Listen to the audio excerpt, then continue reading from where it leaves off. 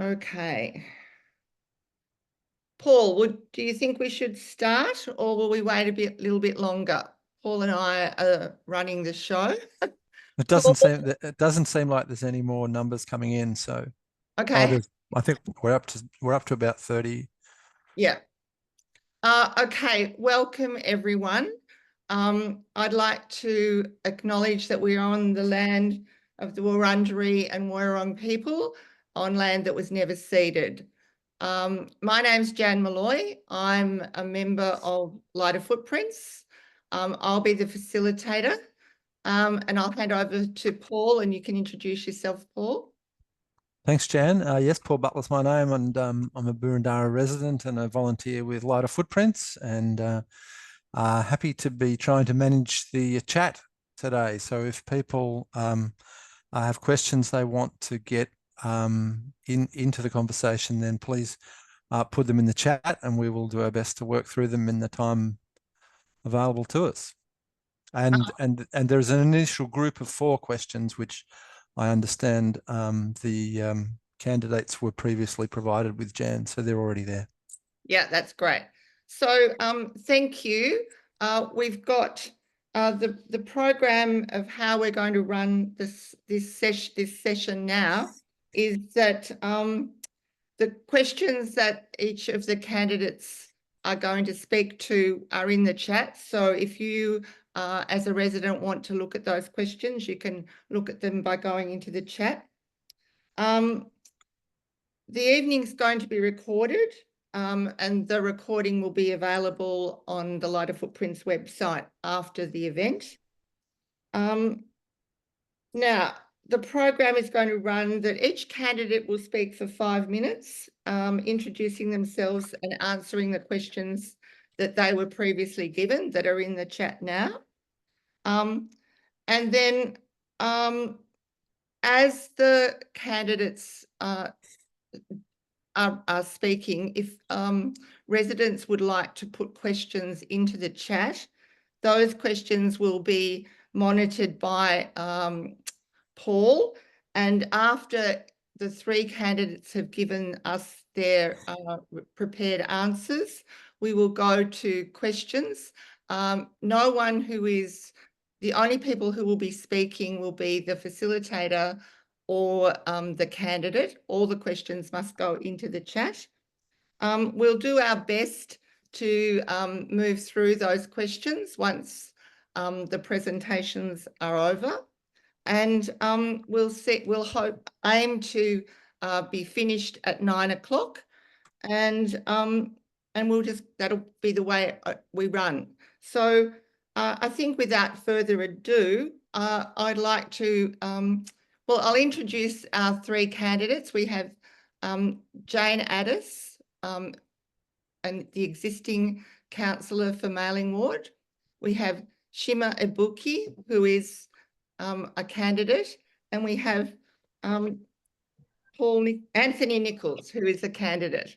So welcome to the 3 of you. And as Wing said earlier, it's wonderful to have 3 candidates attending and offering up their points of view.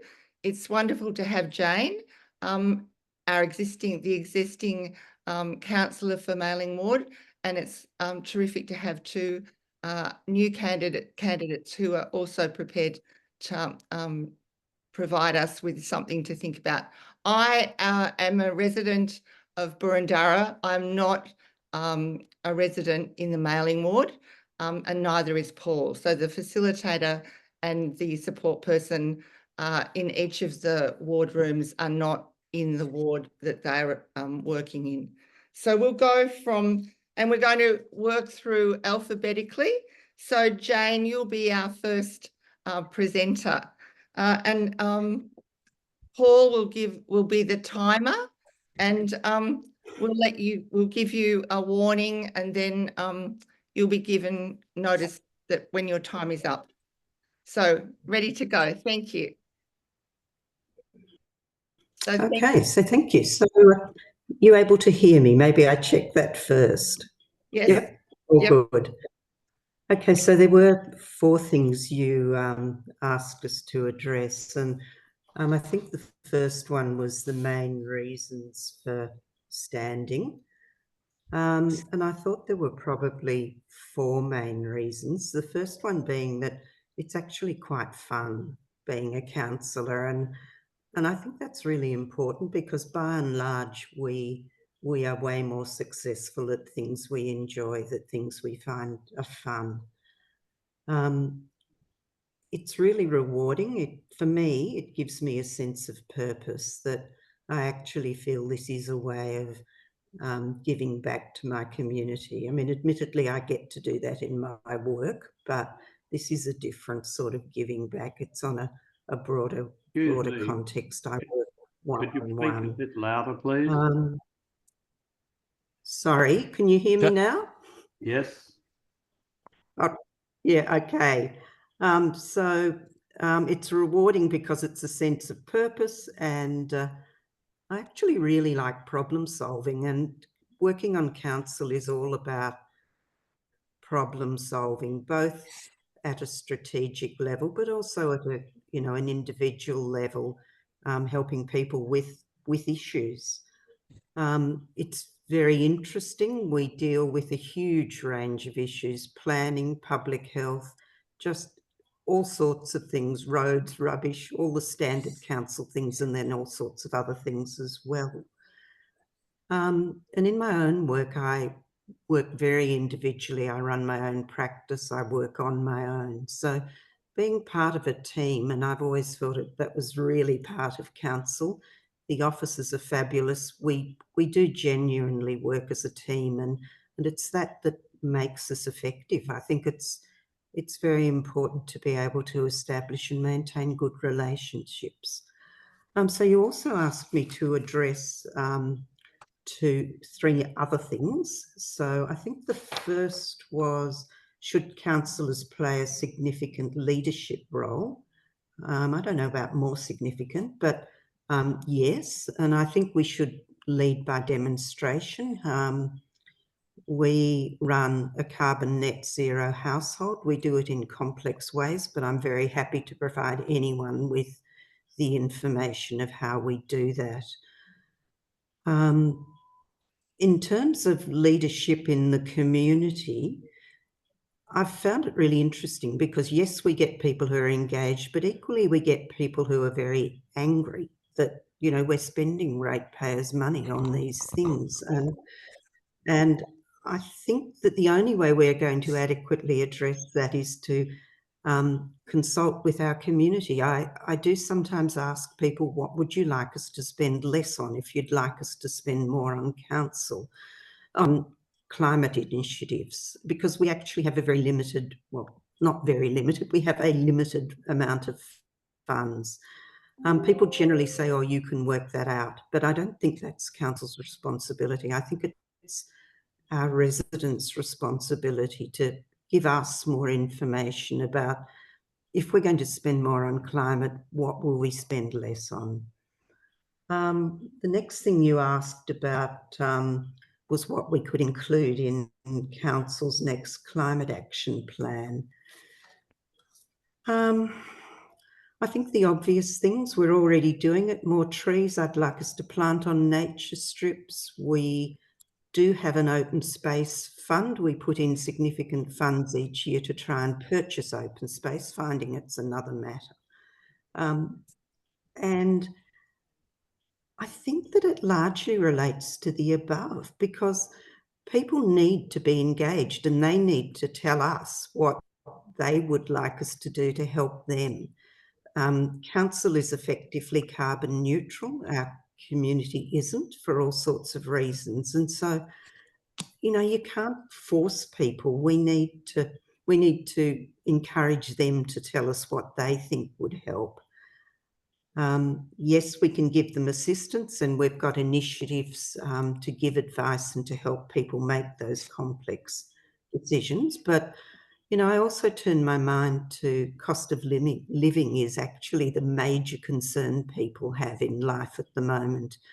And it's not super cheap for everyone to become carbon neutral. So I think we do need to engage. 1 minute, please, Jane. Well, 1 minute. anyway, I'm perfect because I'm the final question.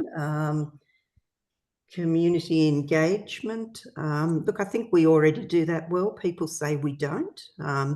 Often people say we don't when they don't get what they want. When they get what they want, they say we do it well. But I struggle with the way, and I'll say it as it is. A lot of people feel bullied by climate initiatives. Of the 5 phone calls I've had from people during this election campaign, 2 have rung me to give me a serve about you're spending too much on climate. And I think we've actually got to think carefully about how we do engage those people, because what they've said to me is, and I put out a little flyer that said, you know, we can all do these things. And they said to me, could you stop telling us what to do? And my response was, well, you know, I didn't mean that, but I think it provides really important guidance about how it's a question, how do we engage people? It's really important. This is the existential crisis of our time, and we really do need to do something about it. So that's me. I think I'm about out of time. Thanks. I'll turn my microphone off. Thank you, Jane. I think that that was very comprehensive, and I noticed a couple of questions have come into the chat. So the rest of the audience, if you have any questions in your mind while we just wait a minute, you might like to add them to the chat, because that's the way questions will be responded to. And then we'll move over to, in alphabetical order by surname, to Shima. And Shima can give us her response to the first introduction of why she is standing, and then the 3 questions with regard to climate. So, all right, Shima, are you ready? Yes. Okay. So let's you've got 5 minutes, and Paul will let you know when you've got a minute to go. Yes. Thank you. Thank you very much. And thanks for making this happen today as well. It's excellent. I guess there's really 3 main reasons why I'm running. One is that I've been asked to run many times before, over many years. The first time that I was asked to run, I was so taken aback by the suggestion. It's not something that had occurred to me. So to find myself here now, having received so much support and having learnt so much in an intense 2 months, has been wonderful. I also feel that I really have a good skill set that's a good match with what's needed as a counsellor. I've always been very active in the community, and I feel that I'm networked and I'm trusted. I've held many community leadership roles, including manager of the Surrey Hills Neighbourhood Centre, director of the Surrey Hills Music Festival. I'm currently secretary of the Surrey Hills Music Festival Steering Committee. Up until this year, I've been secretary of the Canterbury Tennis Club. I established and chaired the Surrey Hills Anzac Dawn Service Committee. I helped establish You Matter, a charity that furnishes homes for families escaping domestic violence. I've been president of the Inner East Community Houses, and currently I'm president and chair of Neighbourhood Houses Victoria. So I feel that community leadership and action is very familiar to me. I've also got a background in very technical and regulated environments, having worked in superannuation insurance, and I have good comm skills. I've been a regular writer with the College of Surgeons, interviewing surgeons and writing up features.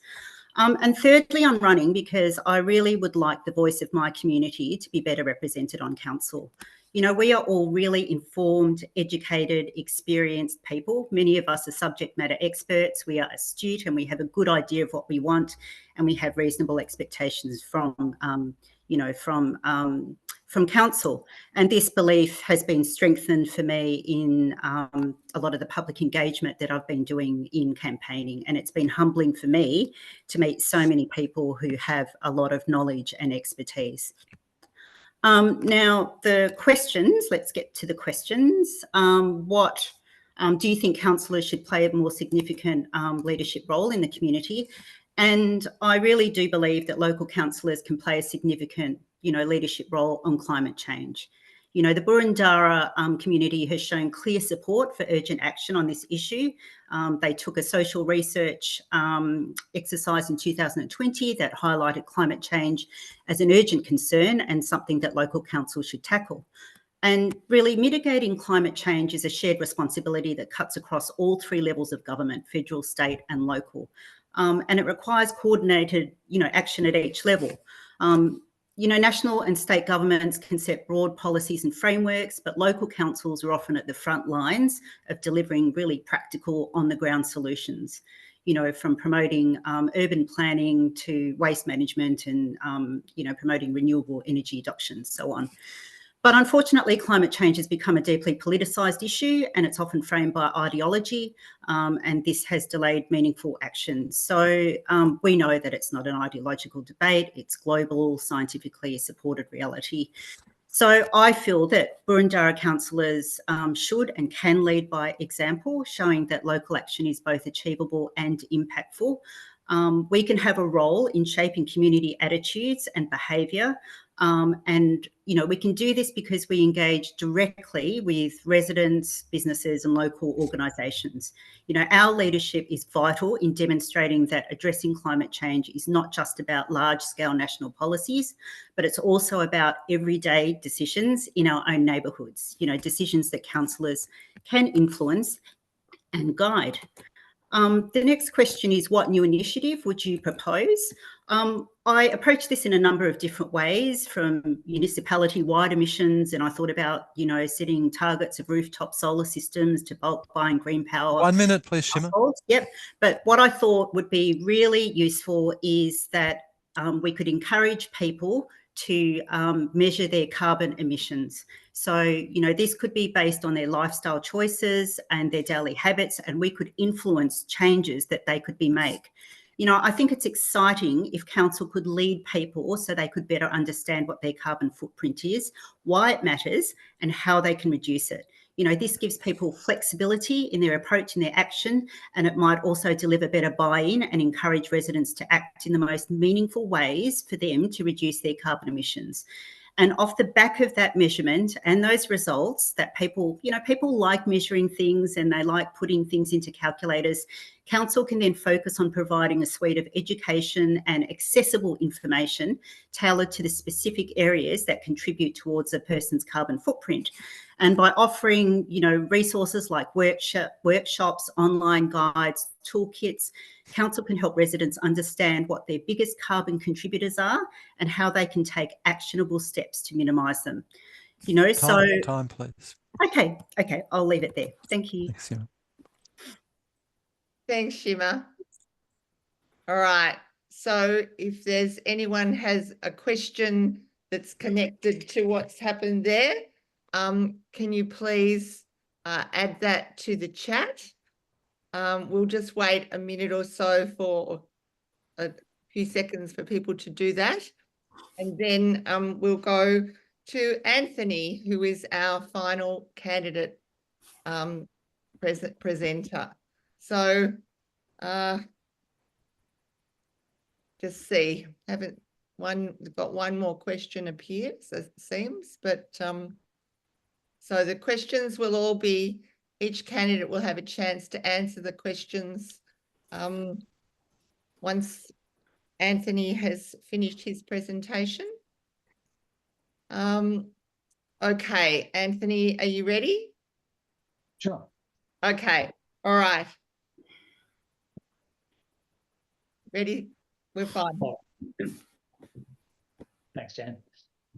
So I'm Anthony Nichols, and obviously I'm running for position in the Mailing Ward. I work with community groups, councils and local political stakeholders all around Australia as an advisor, advocate and sometimes mediator.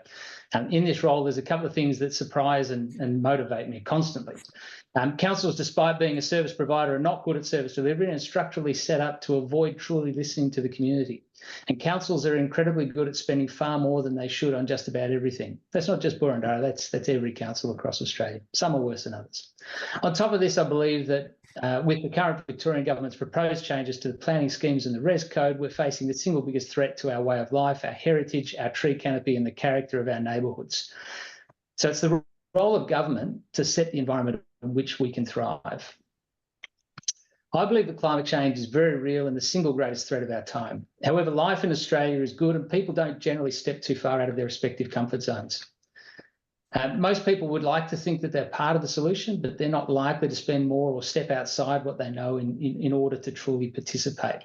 And so I believe that councillors should not inflict their personal views and beliefs on the community. Councillor is a service provider to the community, it's not its conscience. Councillors are the conduit to achieving the will of the community, and so the challenge is to provide the environment for change and then support it. There's a number of big opportunities for reducing carbon emissions. And a lot of the old, the regulars, solar harvesting and storage, that has capital implications and rental barriers. Get off gas, again, capital implications, but made easier by electric energy and solar energy becoming cheaper. Support EV charging infrastructure, again, big capital cost. And there's always that question, well, should we be in the business of providing fuel for cars or electricity for cars? Is that our core business? But at the end of the day, what does the community demand from us, and how do we support that? How do we provide it? Obviously, supporting healthy and low carbon forms of travel. Our bike paths are not great. I mean, there's bike paths all over our roads that are dangerous. They're through parking areas. I wouldn't let my kids ride on our bike paths on the roads. And obviously some of our walking paths. We've got an ageing community in some parts, and our walking paths just aren't up to scratch when you think about the trip hazards. Protecting and growing our tree canopy and increasing open space. But if we're going to protect and grow our tree canopy, then we have to look after those old trees that are around the place, the ones that all of a sudden seem to be just dying suddenly or being cut down, and it's a weekly occurrence. How do we make it actually hurt the hip pocket of developers when they do the wrong thing? I've been involved in a personal case myself where a tree was poisoned, and it's terrible to see a tree that's been standing for nearly 100 years die. So these are all the things that we could or should be doing. But from a personal experience, I've been involved in managing the Melbourne City Council's fleet since 2001. And in 2008, they came to us and said, hey, we need help reducing our carbon footprint. At that time, their fleet was largely made up of Fords and Holdens. They're all Australian-made cars. We introduced one of two blade electrons to the fleet as a trial in order to signal a new direction. It wasn't until 2011 that we were able to bring in Mitsubishis and Nissan Leafs, and that's where we were able to start to move this fleet towards a fully EV or at least hybrid model. And at the same time, we were able to reduce fleet numbers, increasing journeys by putting focus on public transport, lending out corporate myki cars, and then we introduced e-bikes in place of cars. And this was all supported by various communication and education campaigns. As a result, the MCC fleet pool is almost entirely EV hybrid, and MCC has reached its carbon targets a decade ahead of schedule. That's a decade ahead of schedule because of the work that we did.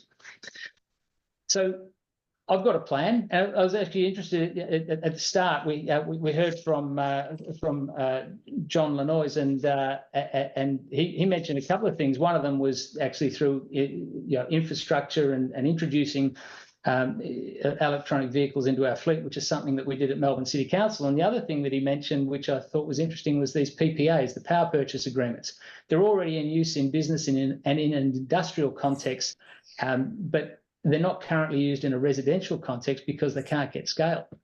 And essentially, there's an opportunity through partnerships with private equity, council and the community to implement a scheme where anyone in Boroondara can get access to solar panels and batteries at no cost to council. The scheme would be underwritten by council but funded by private equity. And 1 minute, please, Tony.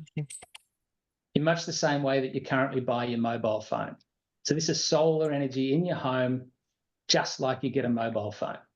So community engagement is the key to encouraging community action on climate change. People will generally gravitate towards a positive solution, even if at first it might cost a little more. Just look at the EV market. In 2008, we had to build our own EV. Just 15 years later, there are 30 electric vehicles available in Australia.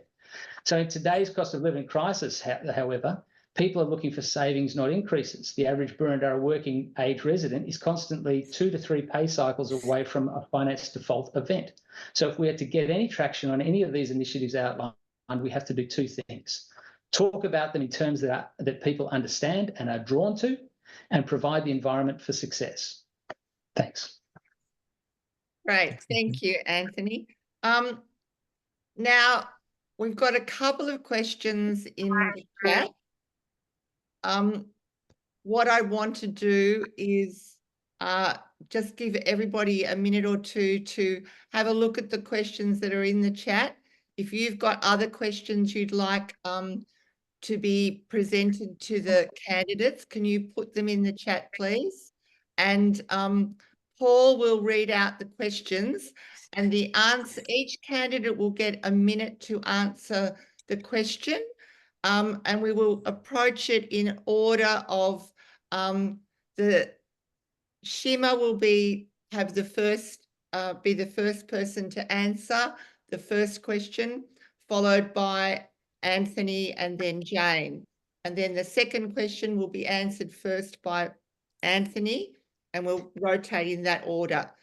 So you'll have, each candidate will have a minute to answer the questions. And I see there's at least one question going in. And Paul will read out the questions. And if I don't think we're going to get into the situation where we've got to put questions together, although the first two questions look like they might both be. Anyway, we'll start. We don't have so many questions that we won't get through them. So I think we'll just go with the questions. You happy to do that, Paul?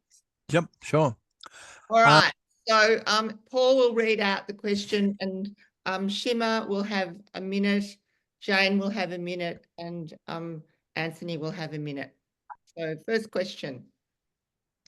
So there's a question from Julie here, which talks about the catchment areas of activity centre reducing minimum setbacks, and pointing out or reporting that there is no minimum garden area, no minimum soil area, and no tree canopy, and making the 30% tree canopy reach impossible. So I guess the question, Shima, says, what are candidates doing to advocate for new planning control that makes room for tree canopy on private land? Well, I guess that, there are a lot of concerns around the activity centre removal of,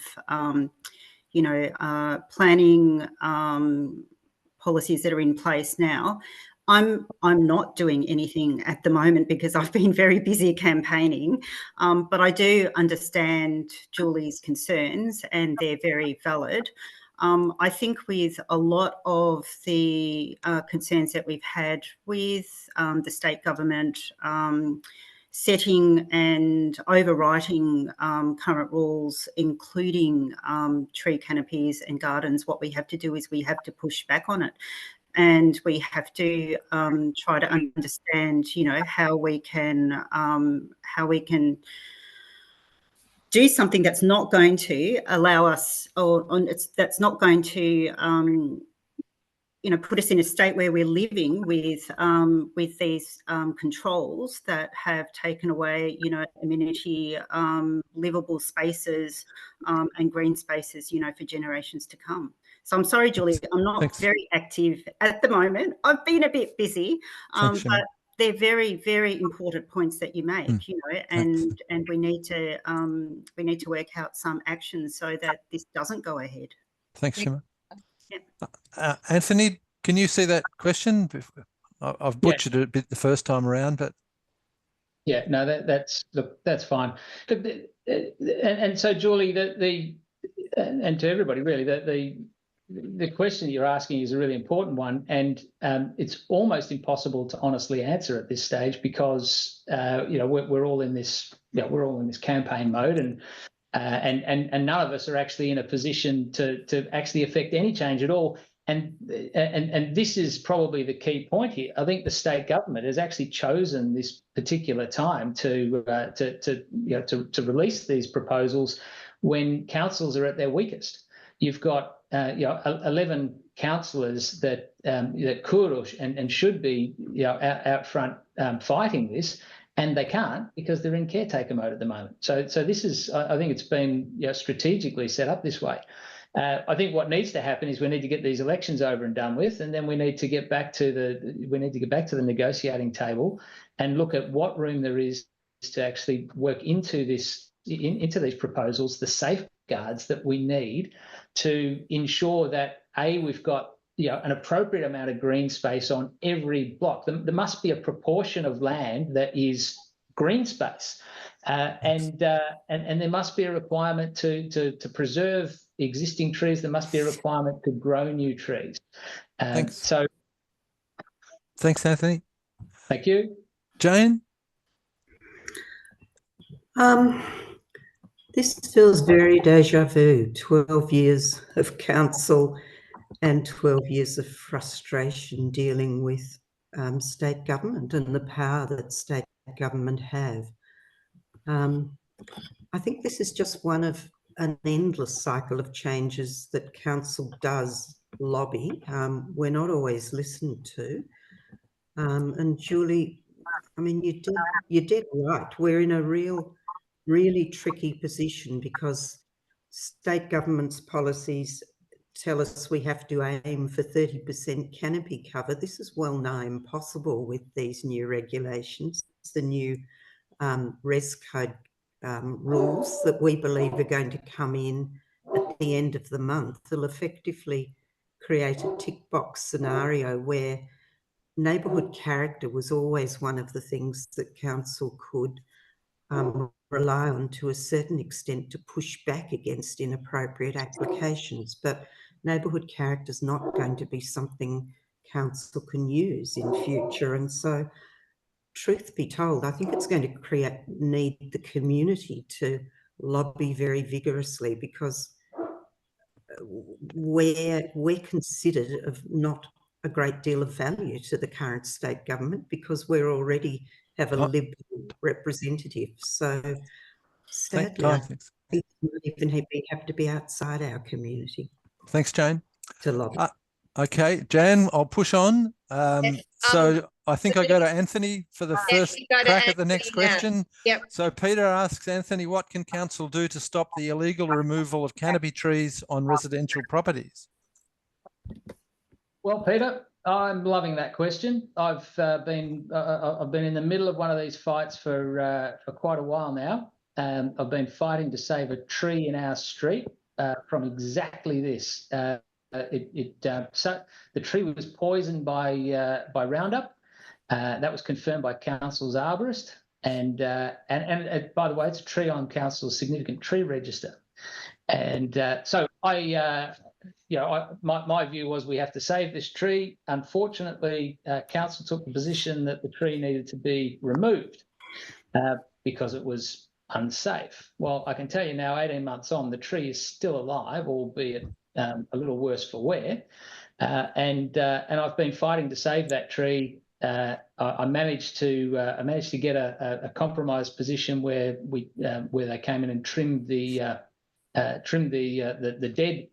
wood, the dangerous and dead wood on it. This tree is a massive tree. You can see it from 3 blocks away, from any direction. And this is just an example of what happens. You know, the owners of the property were first told that they had to replace the tree with something significant, and then when they said that they weren't going to do that, council just removed the requirement for those for the replacement tree. And as I understand it, nothing's been done to prosecute them. So you can probably get a pretty good impression as to how I feel about that and how I'm going to act. Yeah, time. Thanks, Anthony. Jane, what can council do to stop the illegal removal of canopy trees on residential properties, please? I wish we had a magic wand. We can't entirely. People can come in with their Roundup. They can bring in a chainsaw overnight or early morning, and it's destroyed by the time anyone can do anything. We've lobbied state government repeatedly for increased fines. They won't let us increase the fines. And that would help a bit, but it's almost a bit late, isn't it? Because the tree's gone. And I think our understanding is that many developers see The fine is just the cost of doing business. We've tried shaming them. We've published names. That doesn't seem to work. A lot of them don't care. One thing council has done, which I believe we're hoping will help, is we've assigned an extra $2 million in the budget per annum, partly to about half to plant more trees, but about half to follow up and try and protect trees. Because what we were finding was they, a bit like Anthony said, they'd get a requirement for replacing a tree and nobody ever actually followed up and checked if they have. So we've now got an officer who goes out and actually checks that they've put in what they were required to do. But look, if somebody can come up with a magic solution, that would be wonderful. And I don't know that we will, but I would love it. Thanks, Jane. Shima? Yeah, I think my answer would be a hybrid of what both Jane and Anthony has said. I think that what we would want to see is that council does act and does, fine incidents where trees have been proven to have been removed illegally. And as Jane said, the penalties for violations is very, is not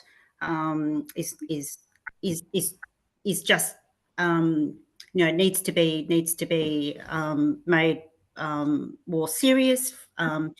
At the moment, council can allocate units for penalties, but the amount that is attached to each penalty unit is too light. So I guess that it's very frustrating, as Jane has said, that council has tried to get the state government to increase the penalty dollar amount per unit, so that it is a better deterrent. So it's very difficult. I think the only things that we can do in the space at the moment is to make sure that the penalty, the tree that is removed is identified, the council officers do their job, and we apply the penalties. And at the same time, we continue to advocate with the state government to make the fees, more of a deterrent. Okay, thanks, Shima. So Jane, back to you. And James has asked about City of Boroondara's partnership around energy assessments. I take it you can read the question there. Yep, I can. I thought we pulled back on that, was my understanding, but maybe I'm wrong. Look, on the face of it, it doesn't make sense, does it? And I guess all I can say is I'm happy to follow up, because why pay for it if they can get it for nothing elsewhere? But I actually, anyway, look, I thought we pulled back on it. It was an initiative of the Climate Action Plan, but what's there doesn't make sense, and we certainly need to follow up if that's the case, because the last thing we want to do is be wasting money on something people can get for nothing elsewhere. It was a bit popular. It did seem to help people. I don't think I've got anything more to add, because I actually don't know. Okay, thanks. The details of that. Thanks, Jane. Shima, would you want to respond? For the City of Boroondara's partnership, that question? No. Not familiar with it, sorry. Okay. Anthony, did you wish to respond to that question? Yeah, look, I will. I mean, and I kind of, I'm with Jane on this. It's it looks like something that was probably, something that was probably around and may or may not still be around. It doesn't look like it's good value. My view, and you will have seen that in responses that I've made through the survey, and you would have heard that in what I was talking about before. My view is that we need to partner with the industry, and there's certain things that the industry needs to be providing, and this is one of them.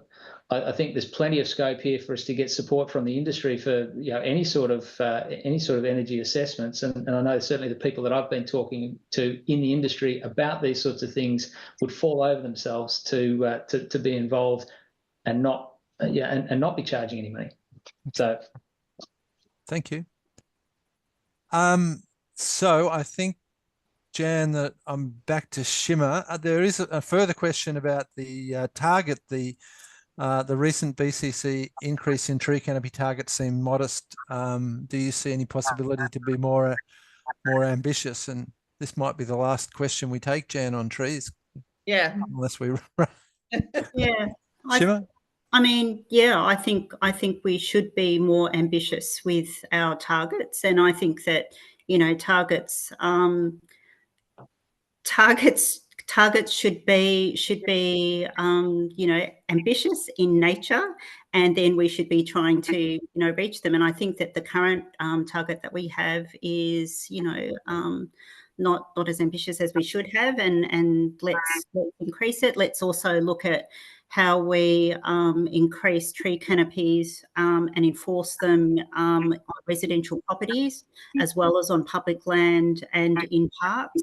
I think that we do need to think about, you know, how we reach those targets, you know, particularly I think on residential land, because, you know, when I've been door knocking, I've been shown into backyards where, you know, you've got houses that are taking up, you know, much larger land occupancy than we used to have. There are trees that have come down, and there are also many trees that have been removed on residential land with pools and barbecue areas and so on. And, you know, that's a concern for me.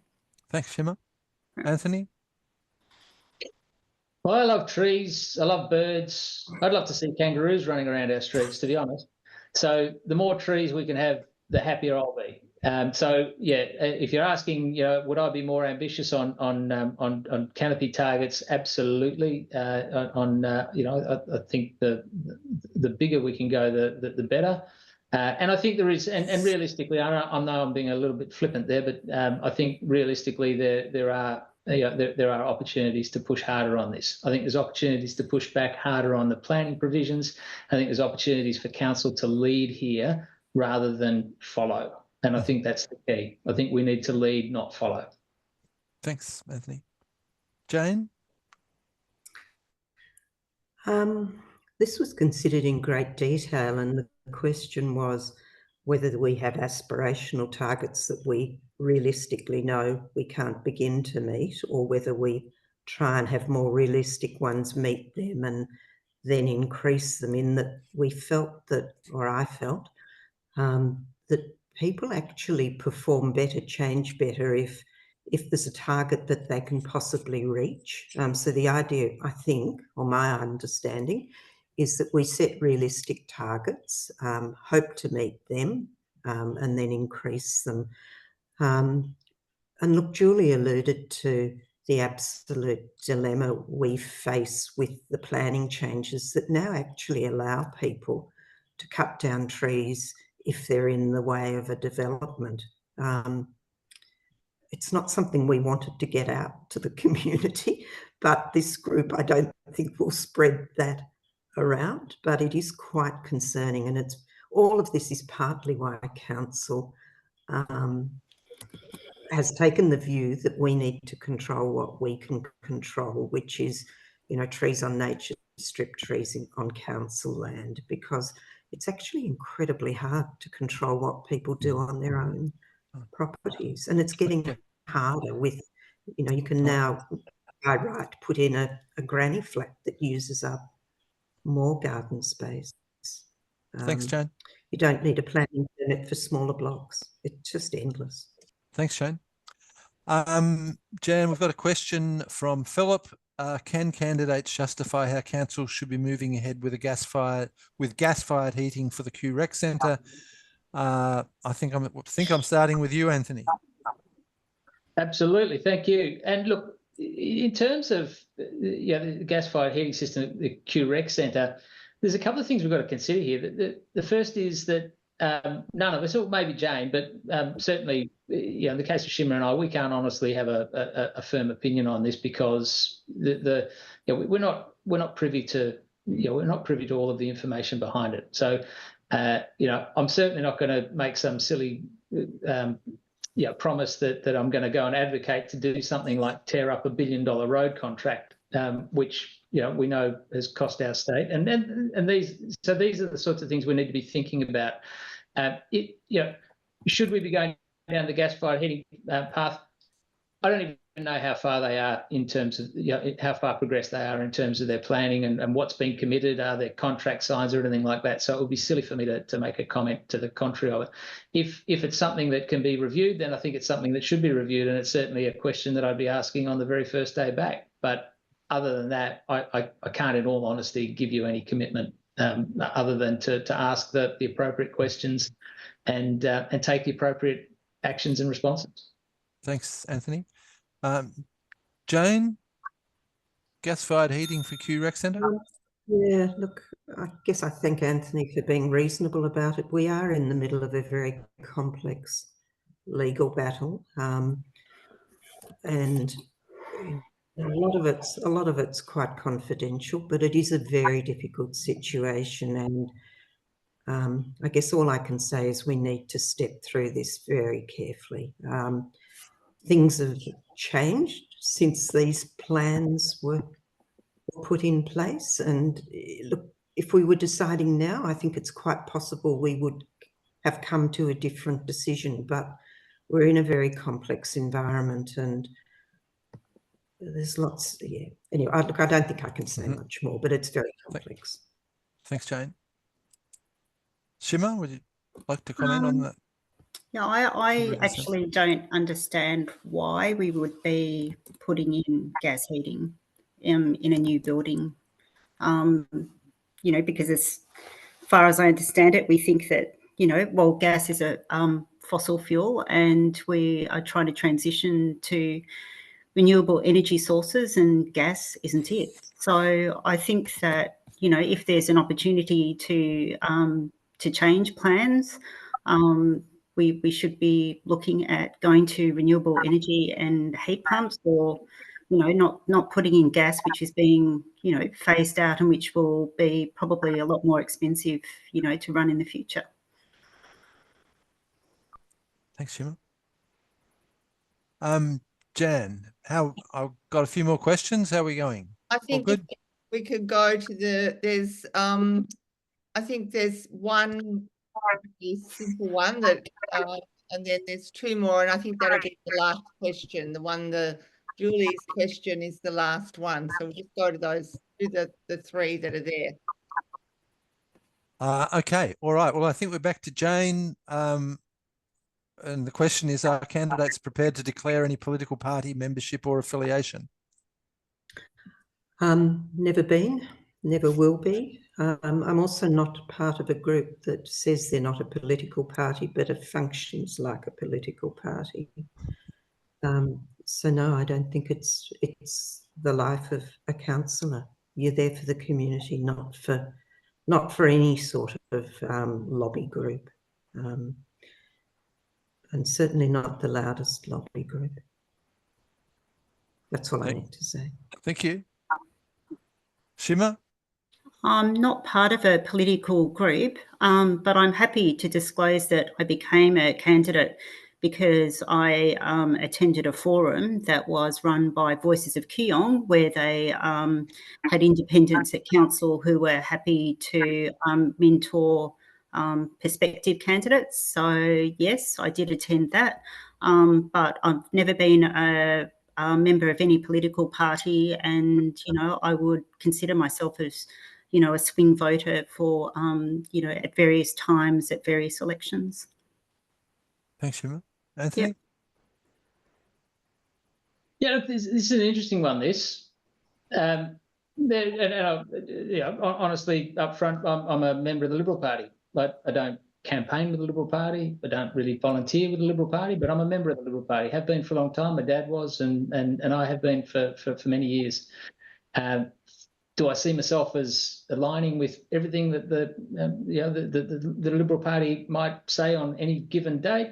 Probably not. But that's the party is the people that make it up, and I'm one of those people. So there's a voice.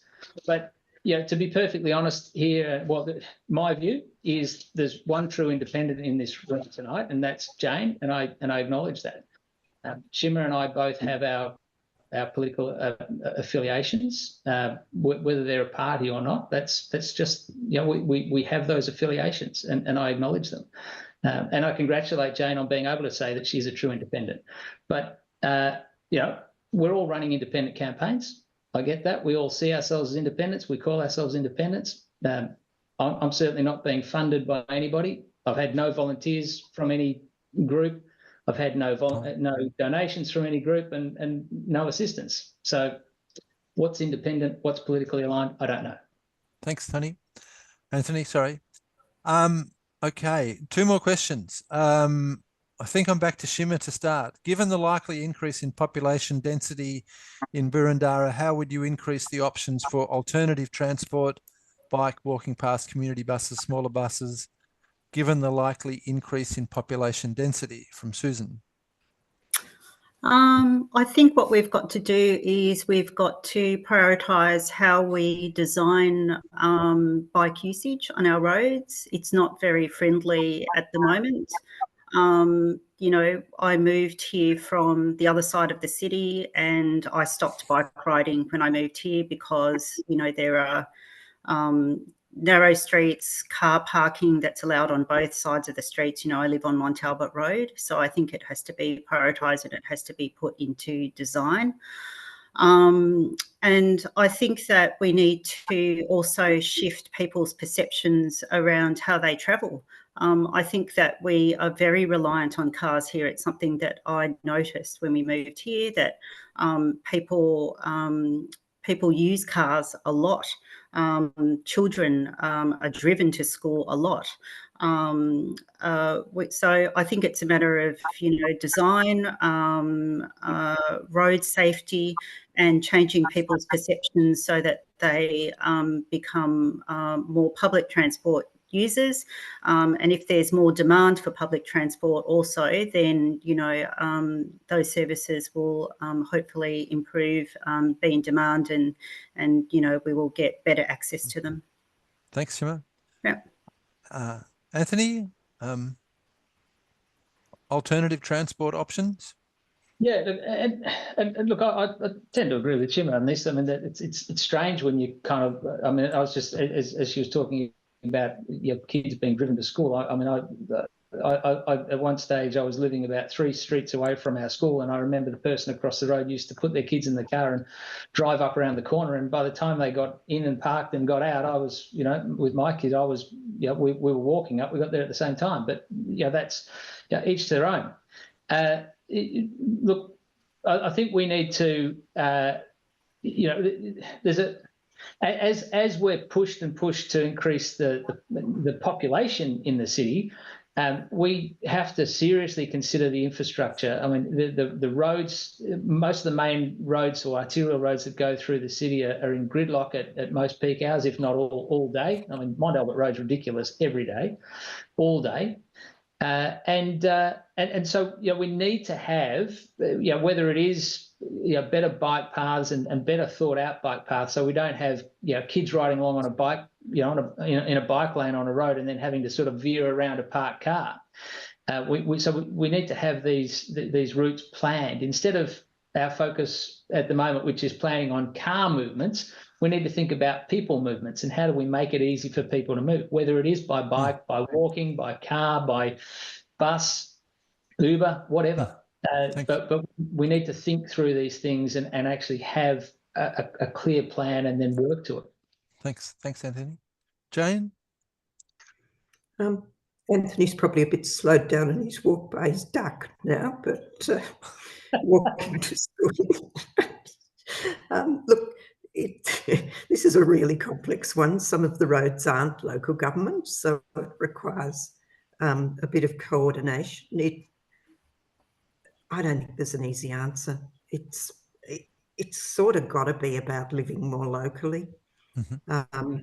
And I agree with Anthony that it's pretty hard to get parents to, they have this perception that it's not safe to walk, and yet, despite all the evidence that it's actually much safer to walk to school than be driven to school. Yeah. Look, it's a big issue. There's not easy answers. We do need to realise that that's got to be our future. We can't all get in cars and go everywhere. Even if they're electric, it's not the answer. So I don't need to say anymore. It's a complex one. Thanks, Jane. So last question, Jan, is from Julie. I think I'm starting with Shimmer. Is that no? Starting with am I starting with Anthony? I'm starting with Anthony. Okay, sorry.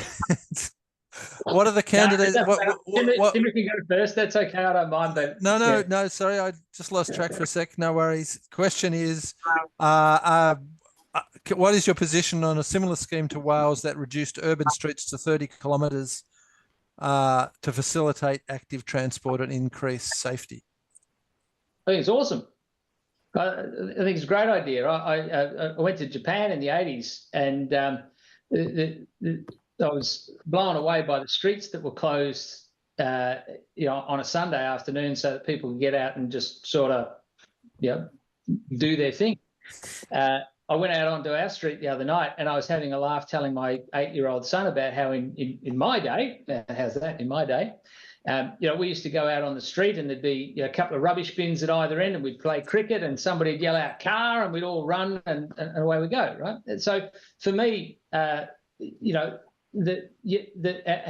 cars need to be kept on the main roads, and our residential roads need to be kept for residential purposes. And you know what? Don't be in a hurry. Don't be in a hurry driving down the road, down a residential street, because if we want to have an environment where young kids are growing up and can grow up in a safe environment like I did, where we could get out on the street and play cricket and everybody was happy. If we're going to have that sort of society, then we need to make sure that we look after our kids, and we keep the traffic, keep the speeds down on local roads. Thanks. Absolutely, I support it. Thanks, Anthony. Jane, 30 kilometres on local roads? Great idea. I have no problem with it at all. It would create a real sense of, to create a real sense of community. We don't need to be in such a rush. I walk mostly if I possibly can, and that's a great deal slower than 30 kilometres an hour. So I think it's a good idea. And we've got a bit of a joke, of course, that certainly on main roads you can't drive any faster than that anyway. But no problem with it. It's a good idea. Thanks, Jane. Shimmer, 30 kilometres on urban streets, local roads? Yeah, so Julie, I gather you're meaning urban streets, not roads. You're talking about neighbourhood roads. I think that's what the question is. Yeah. So depending on the grade of the road, I think that's a great idea. I mean, so many of the roads, particularly in our neighbourhood, require you to give way to other cars, and on the neighbourhood streets there are also kids on bikes and so on. So I think depending on the side of the road, the size of the road, particularly those roads where you have to give way to other cars, then 30 kilometres makes a lot more sense than the current 50 kilometres an hour. Thanks. Okay, well, I think there is one more question, but we've got we are going to ask each candidate to give a couple of minutes summation. So I think in order for us to get through the evening, we'll leave it at that's the questions, and you're more than welcome to make contact with your candidates if you want further to follow up on further questions.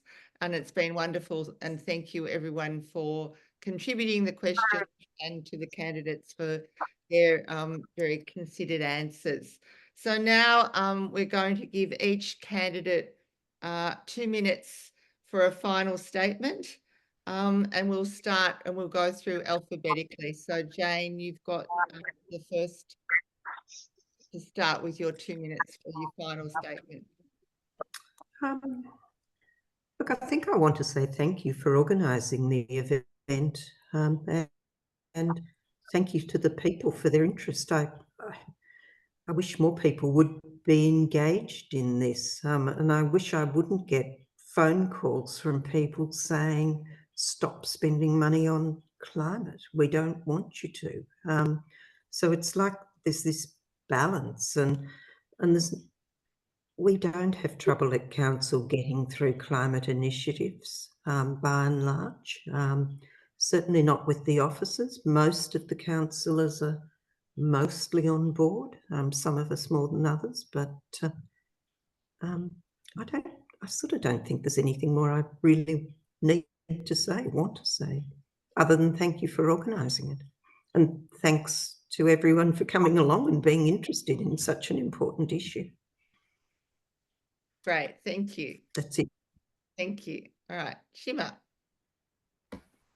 Thank you. Yeah, I would also say thank you for this forum. But I also think that if I were to be successful as a candidate, I would really like council to acknowledge and work more closely with organisations like yourselves. You know, you hold a great deal of expertise and knowledge, and I think you should be you know, you should be held in high regard. And, you know, I also like the idea of, you know, having partnerships like, you know, community advisory committees, things like that, where council can benefit from, you know, the input from, you know, organisations like yourselves who, you know, are really knowledgeable and have a lot of interest in doing a lot around climate change, which I feel, you know, is very important.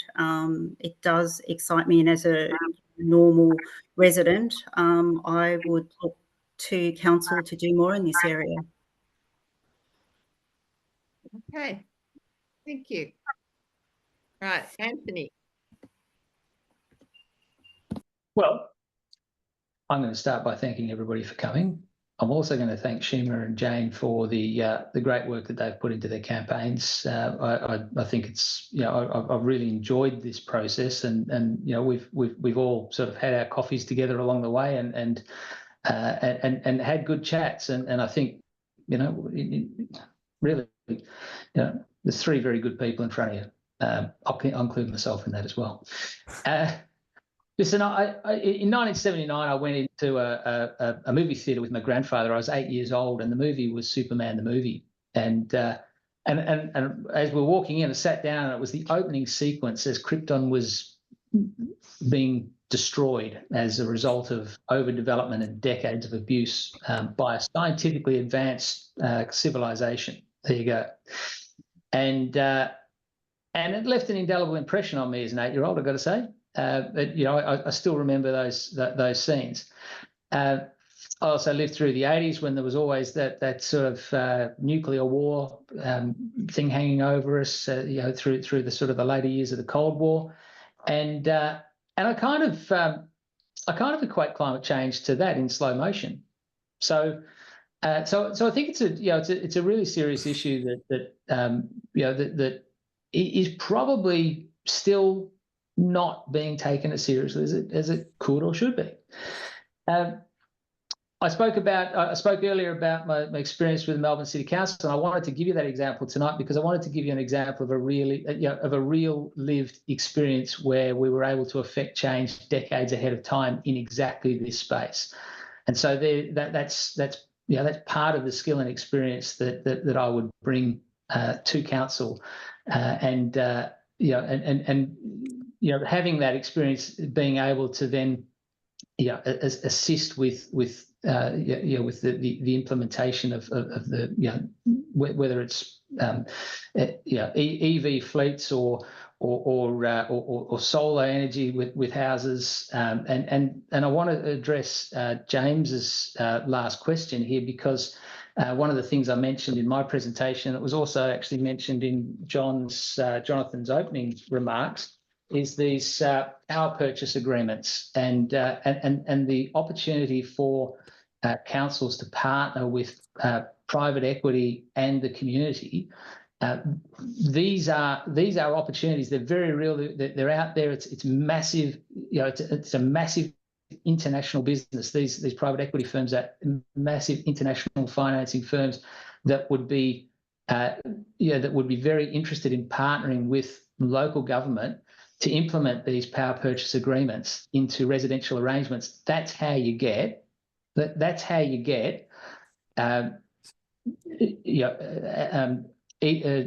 solar energy and batteries and all of the things that you want to get into those low-income houses. That's how you get it. You don't get it through council forking out a couple of $1 million here or a couple of $1 million there. You get it by having significant arrangements with organisations that are far more experienced in this space. So thank you, everybody. Anthony, Jan? Okay, thank you. Well, I think we've done very well. I think we've still got 34 people in the room, and it's been a really, really rich conversation. So thank you, everybody. This recording will be up on the Light of Footprints YouTube channel by tomorrow, I believe. I wish everyone a good evening. And we finished 5 minutes early, but I think that's well enough. All right. So thank you very much. Thanks, Jan. Thank you, everybody. Thank you, everyone. Thank you. Good luck. Thank you.